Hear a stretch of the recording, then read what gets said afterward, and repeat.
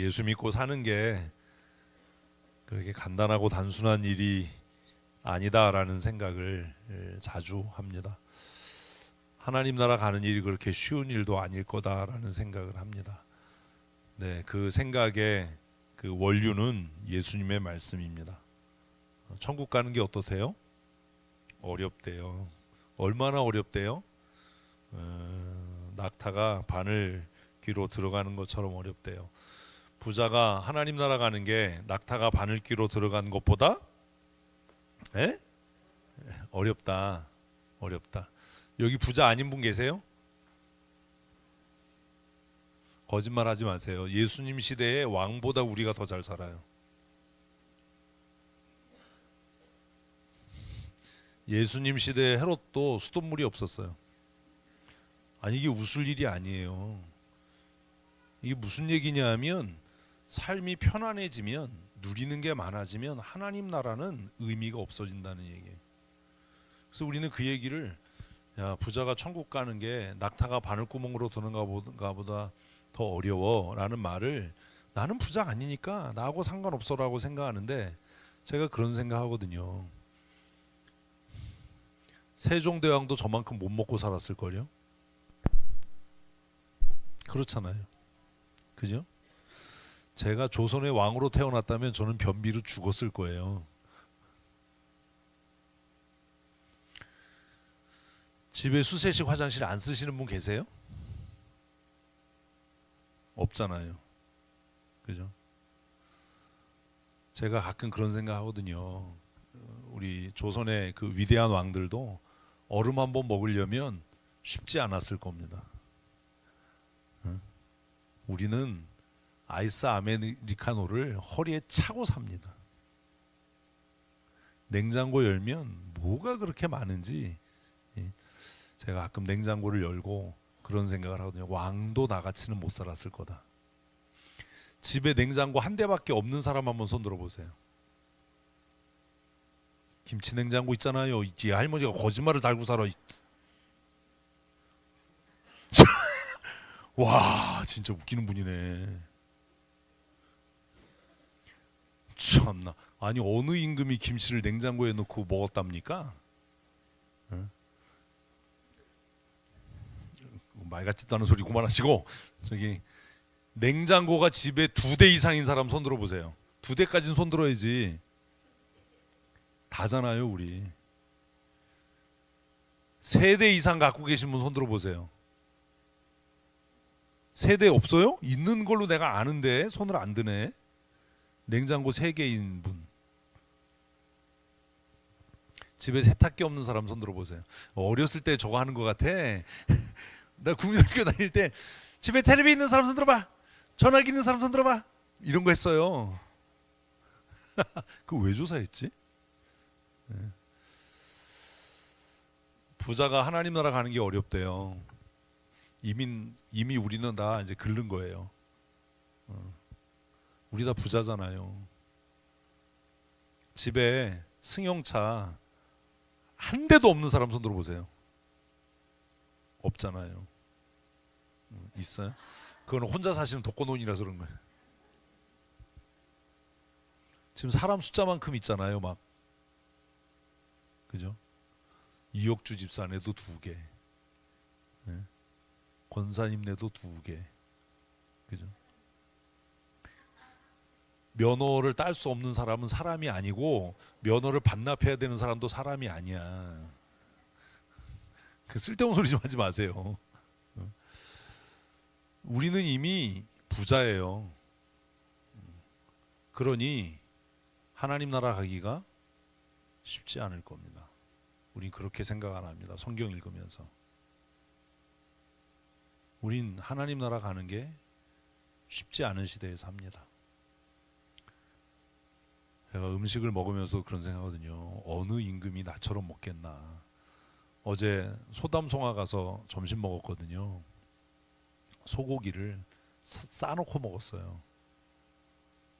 1kg을 싸놓고 숯불에 구워서 먹을 때마다 그런 생각하죠. 어느 임금이 이렇게 먹을 수 있었을까?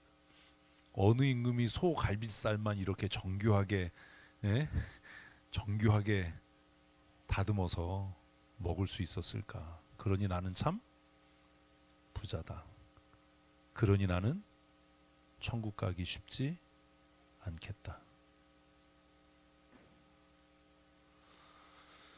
옷장을 열어보면 옷이 가득한데도 입고 나갈 게 없어. 지랄을 하는 거죠. 여행 한번 가려고 그러면 뭘 자꾸 사야 된대. 뭘 사냐 그러면 입고 갈 옷이 없대. 여기 있는 건 뭐냐? 이건 옷이 아니래. 그럼 벗고 살았냐 그동안. 제가 청년 때는 정말 신발이 없었어요. 이거 안 믿어지시죠? 신발이 없었어요. 그래서 발에 신발을 맞춘 게 아니라 신발에 발을 맞추고 산 적도 있어요. 저도. 그래서 제가 신발에 한이 맺혀가지고 서재에도 한 신발이 한 10켤레 있어요. 집에 신발장 열면 신발이 가득해요. 여러분 망한 거예요. 권사님 천국 가기 쉽지 않아요. 돈이 많잖아요. 권사님 돈이 많잖아요. 그죠? 뭐가 그렇게 많은지 모르겠어요. 서재도 오면 뭐가 이렇게 많냐. 책도 너무 많은 거예요. 책을 버려야 되겠다 이제. 책도 버리고 좀 이렇게 삶을 좀 정리를 해야 될 것 같아요. 그게 쉽지 않죠. 이렇게 서랍을 정리하려고 열어보면 안 쓰는데 다 필요해. 쓰진 않는데 다 필요해. 그리고 공구도 그런 거예요. 여기서 쓰다가 저기서 없으면 저기도 있어야 돼. 그래서 뭐 온갖 게 다 있는 거예요. 똑같은 얘기를 하는 겁니다. 여러분 긴장하라고 얘기하는 겁니다. 여러분 천국 가는 거 쉽지 않을 겁니다. 왜요? 이미 우리는 부자거든요. 예수님께 나와서 물었던 그 부자 청년보다 우리가 훨씬 부자일 겁니다. 어떻게 천국 갑니까? 어떻게 갈 수 있겠습니까? 조선의 임금이 매달 300만 원 벌었겠어요, 권사님? 못 벌었을 거예요. 못 벌었을 겁니다. 생각해 보면 우리 너무 가진 게 많아요. 너무 부자인 거예요. 그런데도 우리는 어떻게 생각하고 살아요? 천국 갈 수 있을 거다라고 생각하고 살아요. 그런데 예수님은 뭐래요? 부자가 하늘나라 가는 게 쉽지 않다라고 말해요.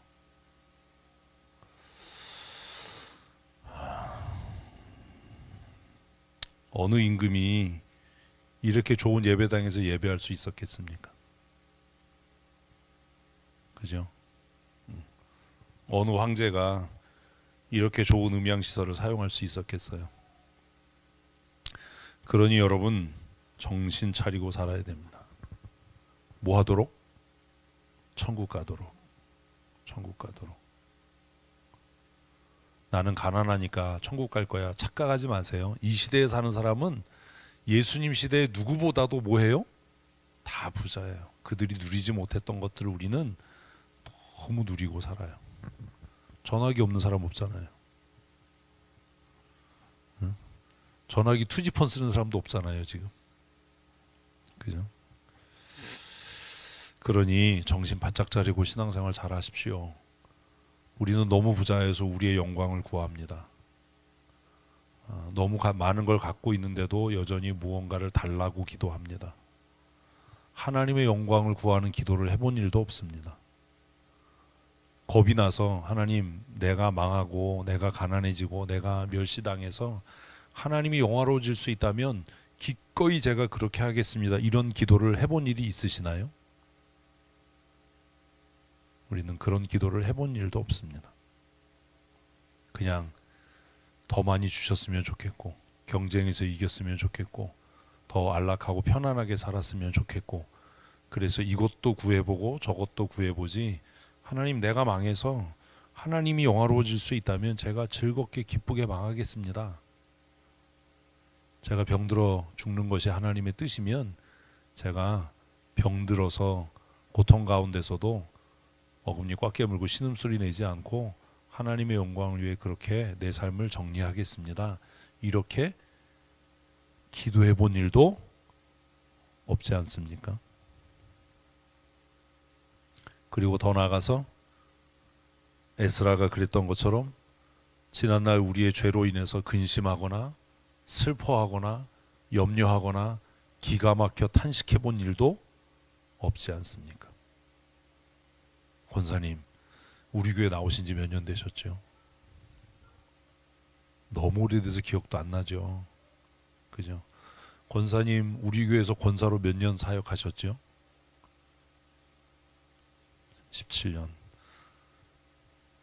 우리 교회에서 권사로 사역하시는 동안에 우리 교회가 지난날 하나님 앞에 범죄하고 잘못했던 것들에 대해서 에스라처럼 그렇게 슬퍼하고 통회해 보신 적이 있으신가요? 없지요. 네, 없죠. 에스라는요, 자기가 죄진 것도 아니었어요. 그렇죠? 그런데 옷을 찢고 머리카락을 쥐어 뜯으면서 하나님, 내가 너무 부끄러워서 하나님을 향해 얼굴을 들 수 없습니다 라고 기도했어요. 그래서 이스라엘 공동체의 희망이 된 겁니다. 우리는 아이고 지나간 일이니까 덮어도 왜 그 자꾸 불편하게 얘기를 해? 완전한 사람이 어딨어? 죄 안 짓는 사람이 어딨어? 이게 더 편하죠. 그렇죠? 다 지나간 일인데. 근데 에스라를 묵상하면 아, 이게 뭐가 잘못된 거다. 그런 생각을 해야 되잖아요. 정말 내가 지도자라면, 교회 지도자라면 하나님, 우리 교회 공동체가 이런 죄를 지었습니다. 그래서 너무 하나님 앞에 우리가 부끄럽고 낯이 뜨뜻해서 얼굴을 들 수가 없습니다. 너무 기가 막혀서. 혹시 권사님 권사로 심호하는 동안에 야, 우리 교회가 이런 일을 하다니 너무 기가 막혀서 밥맛이 없다, 그래 본 적 있어요? 없잖아. 없잖아.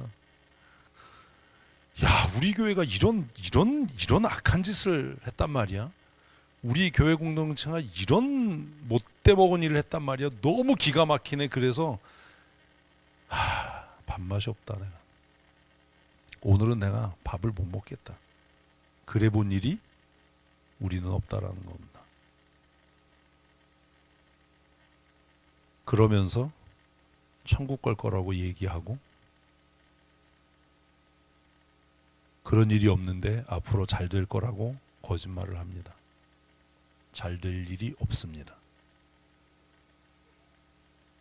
뭐 하지 않는 한 우리의 죄에 대하여 우리 스스로 슬퍼하지 않는다면,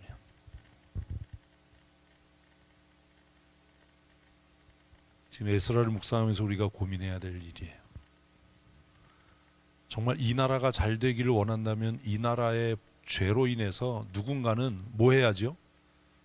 기가 막히고 참담하고, 그래서 하나님 앞에 낯이 뜨뜻해 얼굴을 들 수가 없습니다 라고 고민하는 사람이 있어야 되지 않습니까? 그럼 권사님, 지금까지 우리 교회 다니시면서 우리 교회에서 어떤 성도가 야, 우리 교회가 이런 짓을 하다니, 우리가 이런 미련한 짓을 하다니 너무 부끄럽다, 너무 창피하다, 너무 얼굴이 뜨겁다, 그런 얘기 하는 사람 보셨어요? 우리는 그냥 다 지나간 일인데 뭐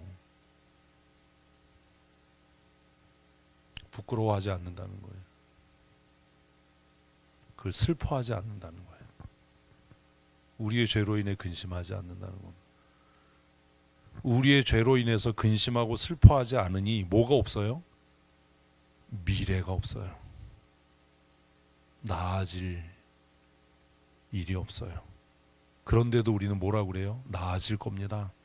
괜찮아질 겁니다. 지나간 거 얘기하지 말고 우리 미래를 얘기합시다 라고 거짓말까지 해요. 나아지지 않습니다. 미래는 없습니다. 포로에서 귀환한 이스라엘 공동체에 미래가 있고 희망이 있었던 것은 겉옷과 속옷을 찢고 머리칼과 수염을 쥐어뜯으면서 부끄러워하고 참담하게 슬퍼했던 누가 있었기 때문에? 에스라가 있었기 때문입니다. 저는 우리 교회 두 장로가 이런 사람이 되었으면 참 좋겠다라고 말씀을 묵상하면서 생각했습니다. 성도들의 죄를 정죄하고 책망하고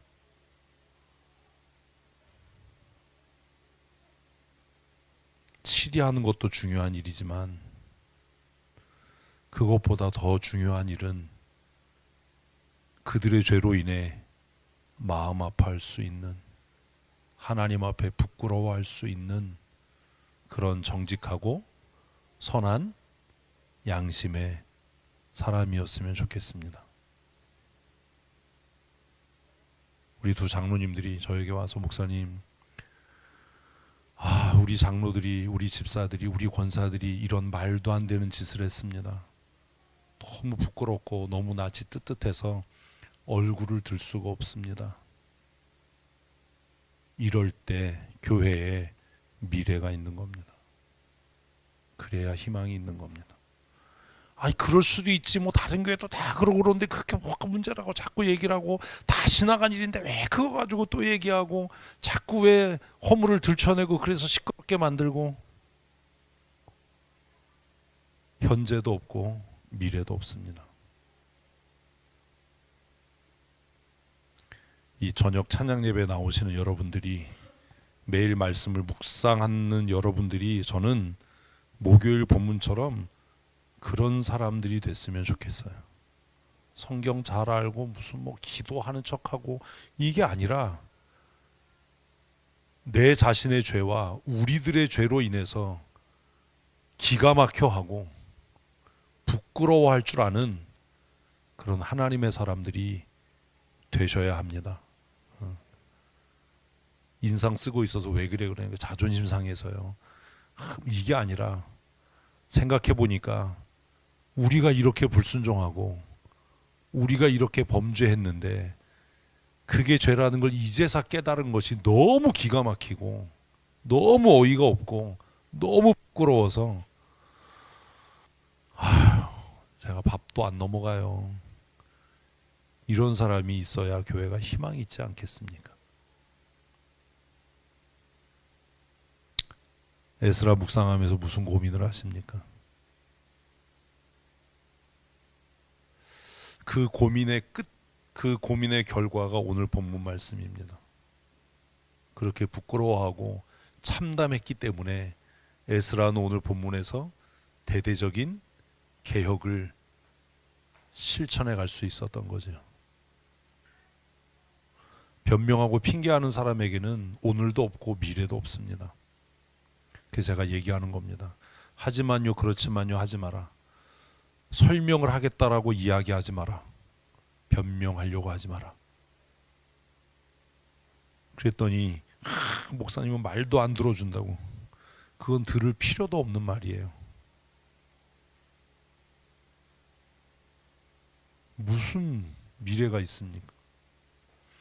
에스라가 겉옷과 속옷을 찢고 머리털을 쥐어뜯고 수염을 쥐어뜯으면서 아침부터 저녁까지 슬퍼할 때 그 포로에서 돌아온 유대 공동체에 어떤 변화가 생기죠?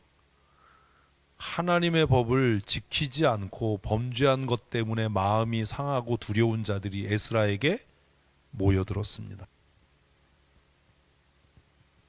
우리 교회 누군가 그런 거룩한 구심체가 있어야 하지 않습니까? 그리고 그들을 중심으로 이제 변화가 일어난 겁니다. 그게 오늘 본문입니다. 오늘 본문 한번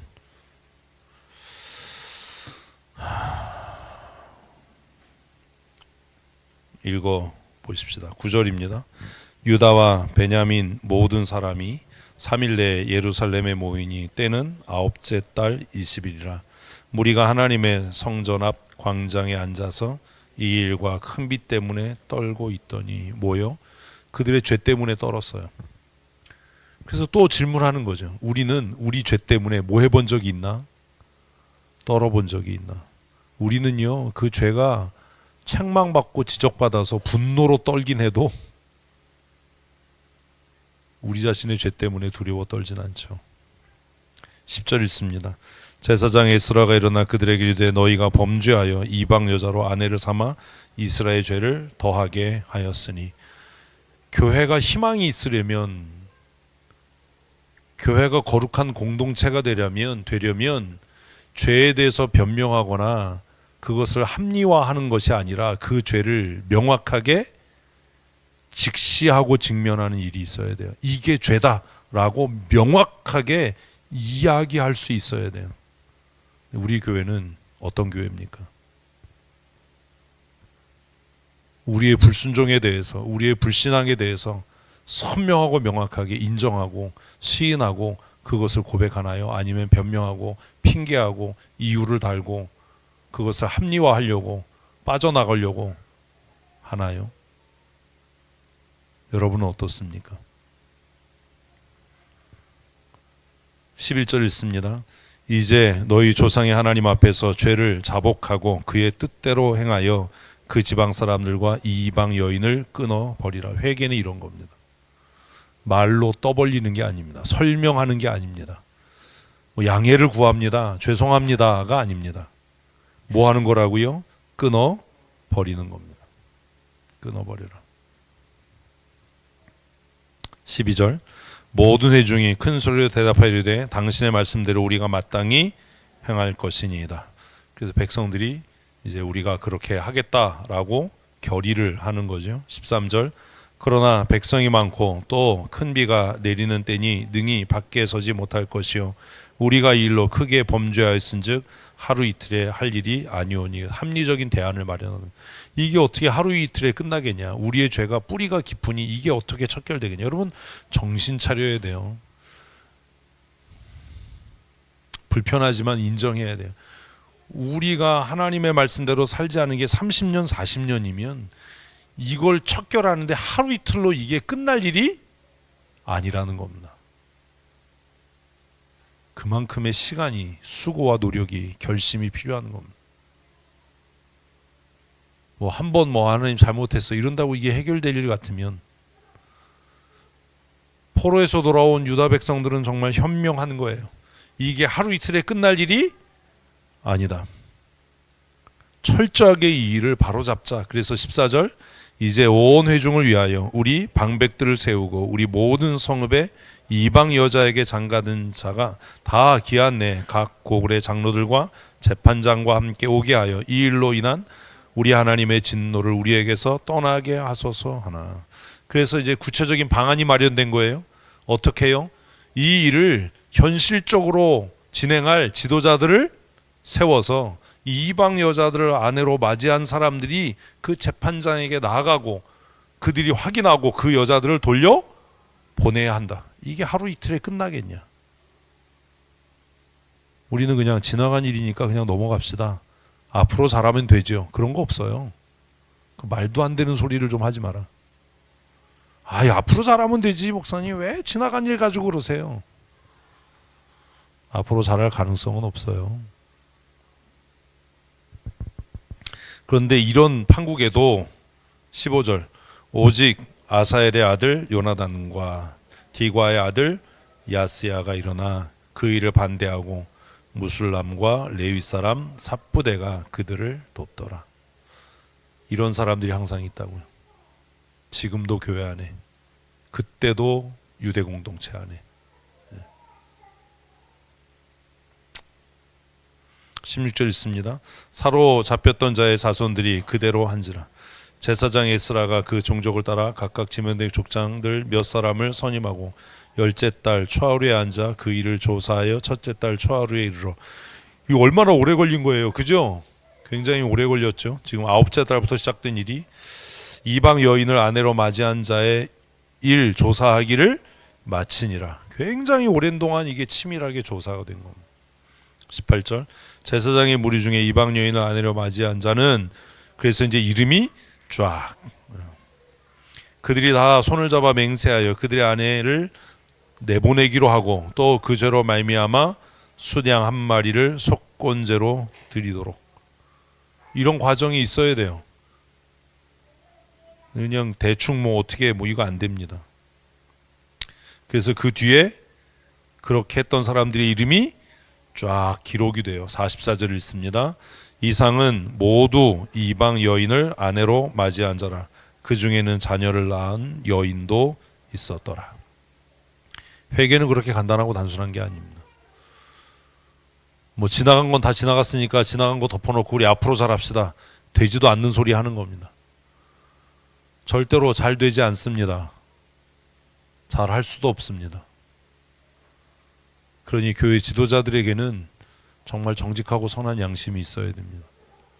우리 교회 공동체가 하나님의 말씀에 순종치 않고 범죄했던 것들에 대해서 철저하게 돌이키고 회개해야 되고 그것을 부끄러워하고 정말 기가 막혀하고 참담해할 수 있는 그런 마음이 없다면 이렇게 성경 읽고 기도하고 하는 거 아무 의미 없습니다. 무슨 의미가 있겠습니까? 성경책에 밑줄 친다고 그게 내 삶에 무슨 의미가 있겠습니까? 받아 적고 외운다고 해서 그의 삶이 변하고 나아지겠습니까? 그런 일은 없습니다. 우리가 어떻게 우리의 지난날의 과오와 죄를 정리해야 될지를 우리 깊이 생각해야 할 거고, 그리고 똑같은 일을 다시 반복하지 않도록. 그래서 금요기도에 우리 함께 말씀 나눴잖아요. 아, 이건 우리가 할 수 없는 일이에요. 우리는 못해요가 아니라 이제 뭐라고요? 할 수 있습니다.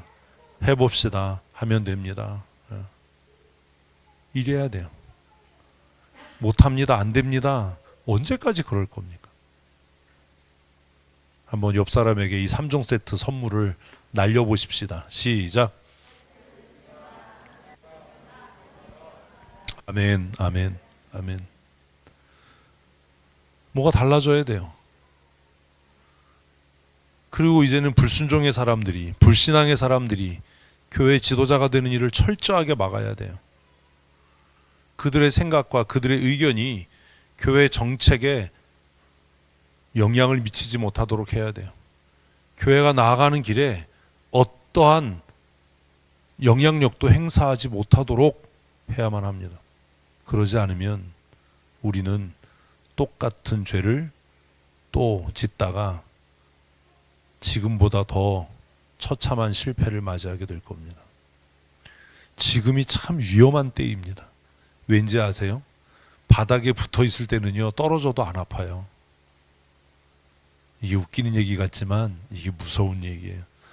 바닥에 붙어 있을 때는 떨어져도 그 의자에서 떨어지면 좀 아프겠다. 그죠? 그런데 높이 날아오른 이후에 떨어지면 그때는 박살이 납니다. 제가 생각할 때 지금 우리 교회가 춘천 성도교회 71년 역사 가운데 가장 높게 날아오른 때일 겁니다. 칭찬받는 교회, 인정받는 교회, 부러워하는 교회. 지금 떨어지면 박살납니다. 장학금 전달하는 것 때문에 우리 이름이 너무 많아. 옛날 사람은 동사무소, 요즘 사람은 행정복지센터. 뭐가 맞는 거예요? 근데 동사무소 그러니까 요즘에 행정 뭐 복지센터인가 뭐 이러다가 동사무소 그러니까 동사무소 그거 북한말 같아. 아, 이게 되게 웃기는 거예요. 그죠? 동사무소 그러니까 뭐 감시하나? 뭐 이런 거 같고, 사무소? 그럼 이게 좀 행정복지센터 이러다가 뭐가 맞지? 어쨌든 주민센터. 그것도 새로운 느낌인데요. 주민센터. 어쨌든 가서 이렇게 장학금 전달, 누가 학생들이 오는 줄 알았어요. 그래가지고 쓸데없이 시간을 때우느라고 막 2박 5일 떨었어요. 근데 아무도 안 온다는 거야. 그래서 내가 왜 이러고 있었지? 사진 찍고 빨리 올 걸.